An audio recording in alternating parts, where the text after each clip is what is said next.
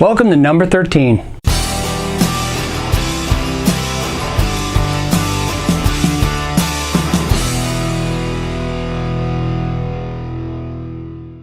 Hey guys, today we have a special Sharpen My Axe because it's sponsored by one single viewer. That's right, Balint. I hope I'm saying it right. I've practiced it a couple times. Balint. Is a gracious viewer who loves the Sharpen My Axe videos. He loves the reviews here on this channel. He asked me, hey, do I have any plans to review or do a Sharpen My Axe on the slick guitars?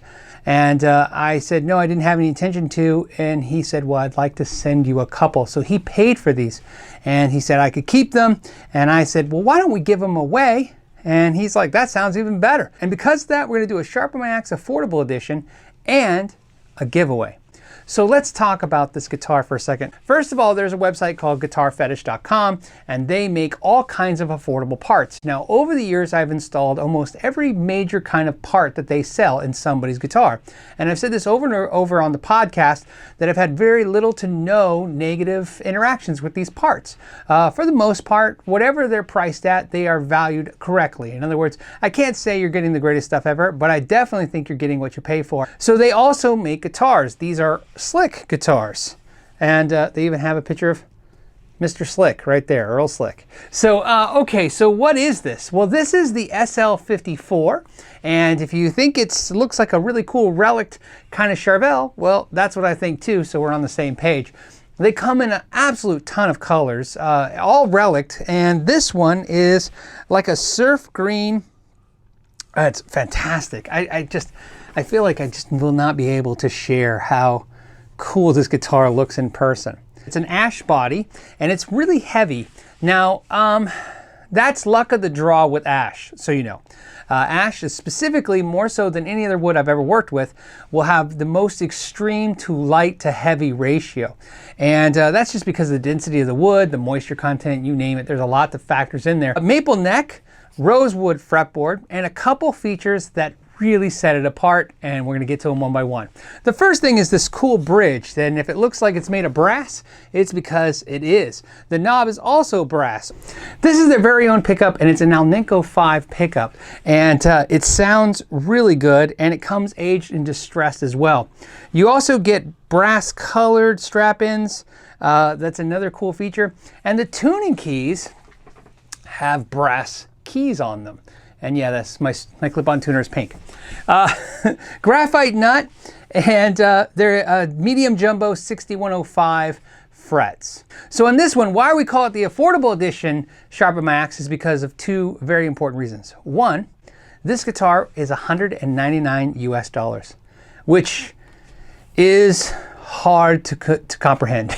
So I know we see a lot of Harley Benton's, we see SX, we see a lot of brands, so it's not really over the top to see brands be priced affordably, but this is a really impressive guitar. And there's some features that make the guitar truly unique, besides the brass hardware, is the angled back headstock. So this is a two-piece maple neck, and there is a scarf joint right here. The scarf joint is fine, but that's where the two pieces come from. So one piece here, and then of course one piece going this way. That's how they joint the neck and give you an angle. Otherwise they would have to carve this out of a 3 to 4 inch block of maple. Is there any negatives? Well, that's where we're gonna do the sharpening, right? The first thing I wanna tell you to do when you get a guitar like this, the first thing I do when I get a guitar, especially inexpensive guitars, more so than anything else, is just go through and start tuning it up, setting it up. So what I want you to do is just walk up the fretboard. And try to go with even picking style. And you can use all your fingers, I just use one. And listen for dead spots. One right there, listen to this note right here. Dead spot. Here's another one. They're actually not that bad. Not yet.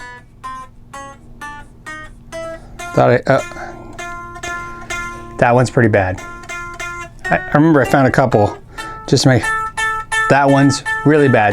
That's not even a note anymore, so here's one above it. Note.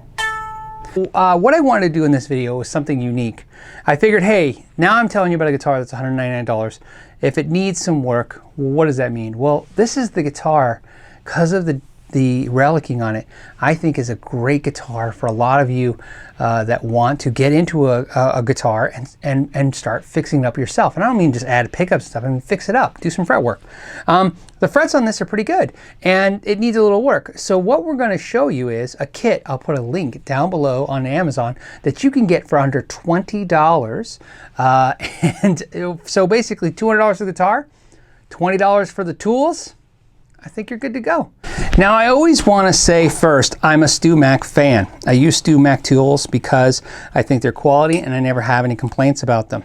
However, I understand a lot of you don't work on guitars every day and some of the prices are a little hard, right? And I think this is a good thing to, kind of like a Harbor Freight mentality, if you're familiar with that. Buy some of these tools, have them, slowly replace them with better StewMac tools. First thing I want you to get is a fret rocker. Now, when I'm saying first thing to get, the thing I'm telling you, click down below that's $20, is all of these things I'm showing you. You're gonna have a crowning file, 2 fret guards, 2 different sizes, a fret rocker, some sandpaper 1200 grit, and you're gonna need some steel wool, which is not in the kit, but hey, that's a pretty easy thing to get at your local Walmart or wherever you go. So here's what I want you to do. Get yourself a black Sharpie. And I don't want to put this on the bench yet. This is something I'm going to do right here while I'm playing. And let's go ahead and find that dead note again, the one I found. Even, there it is. So what you want to do, now that you know that the fret is number 14, so you got 12, 13, 14 right there, take your fret rocker, put it against the side of the string. I'll show you a detail. Try to rock right there, go to the next one. Oh yeah, that's the guy right there. Okay, like I said, against the edge of the string.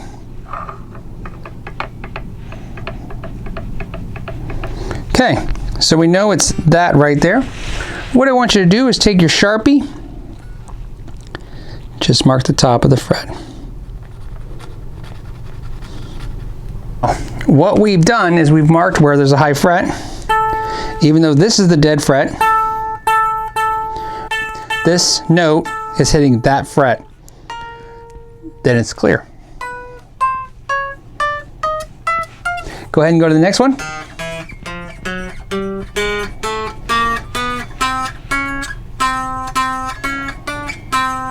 That one's pretty bad. Okay, so if it's here, it's most likely going to be this fret that caused the problem, not that one, right? So let's go ahead and rock it right here. It's rocking pretty bad. So that's the fret right there. Again, take the Sharpie, double check that, go ahead and mark it. Now don't worry about the Sharpie. So what we're going to show you now is quickly and easily, let's go ahead and correct those spots that we have. As you see, what we have here is we have where the Sharpie has marked it in black. That's the spot we're going to try to remove. And then what we'll do is we're going to take our file and just pass it over gently and remove the Sharpie mark. And you see it's still there? Go ahead.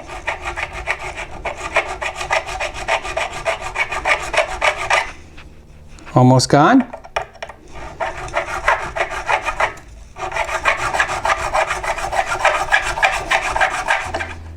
Okay, now when you get to the point where you've removed 99% of that Sharpie mark, now what I want you to do is take the sheet of 1200 grit paper they give you, and what I do is I want you to cut it in a strip. Okay? And now what I want you to do is fold the strip, okay? So you have control of it. And now, go ahead and put the fret guard there. And very nicely and easily, just go ahead and polish the whole fret. Now the best thing about your fret rocker is that you can now check those spots using your fret rocker, like we talked about, right? See a little bit there? So you go over those spots, Don't worry that it doesn't have strings now. Just go ahead, use your fret rocker to find those spots. I know I do a whole lot in these videos, okay? I want you to go ahead, take some painter's tape and cover the pickup so that none of the filings get on the magnet, because the magnet will grab those filings and then you'll have trouble. Now that you've sanded that fret, go ahead and take your trip-aught steel wool and just polish that up. And I recommend, since you did this, to do with them all. Just so you see, this is the Stu Mac one and this is the import one. The Stu Mac one is far superior in my opinion in every way. I really like the Stu Mac. So if you're on a budget, think about getting the real deal. Same thing goes for the fret rocker. So now we have the next spot, same thing. We see we have the black mark from the Sharpie. And for this video, because we're staying budget conscious, I'm going to only use the inexpensive tools. And again, I just watch. That's it, just a couple passes, kind of localize it if you can. Now keep in mind, you may have to do this a couple times, and if you really want to save money and time, do a little bit, not a lot. In other words, just like me, do a little bit, then restring it, see if the problem's gone, then go a little bit more, then go a little bit more. You can't add, you can always take away. Same thing as before, take that sandpaper. And I usually do the whole fret just because I want consistency. Once you're to the 1200 grit, you shouldn't be removing too much material to the point where you're gonna have an issue. Same with the steel wool. And again, you just want to feel, make sure it's good.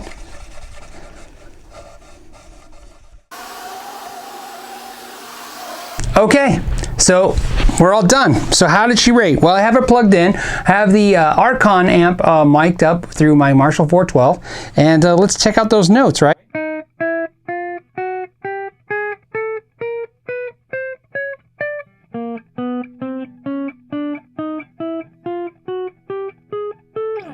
Perfect. We don't have any dead spots anymore. So let's give some sound samples.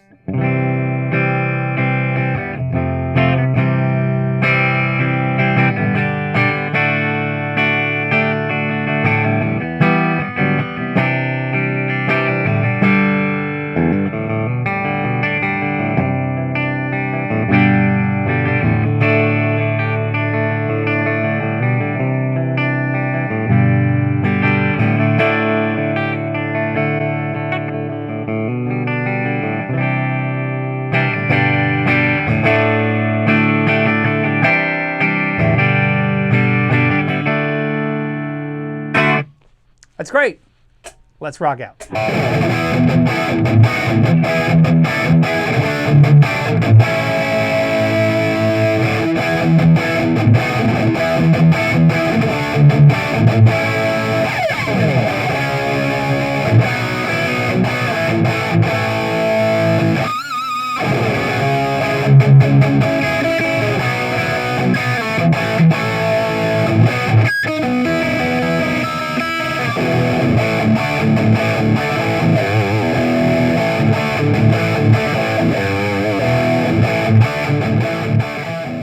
What we're going to do is just roll the volume off to see how well the pickup reacts to the amplifier.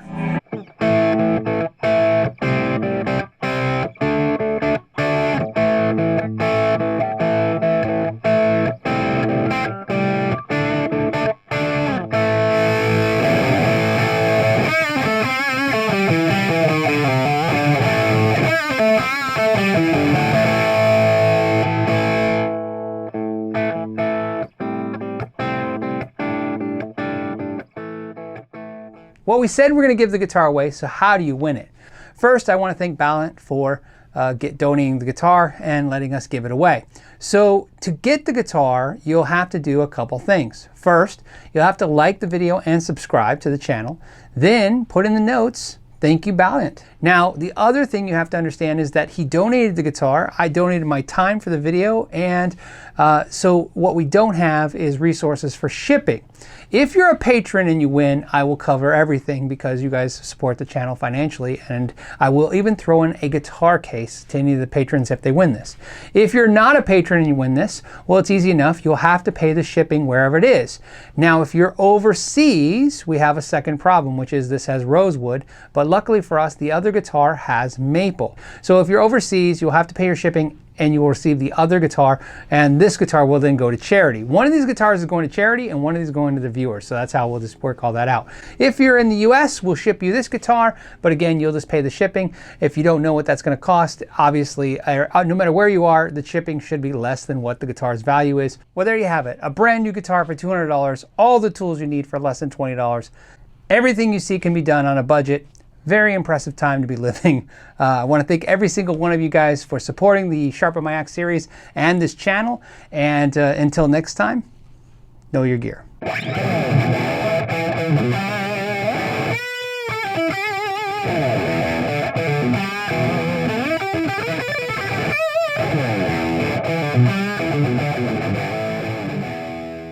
If you enjoyed this video, make sure to check out the rest in the series. Or you can go to www.knowyourgear.net to check out interesting articles and reviews, look at our extensive catalog of repair videos, or you can check out our weekly KYG podcast Fridays at 3 p.m. either on YouTube, iTunes, or SoundCloud.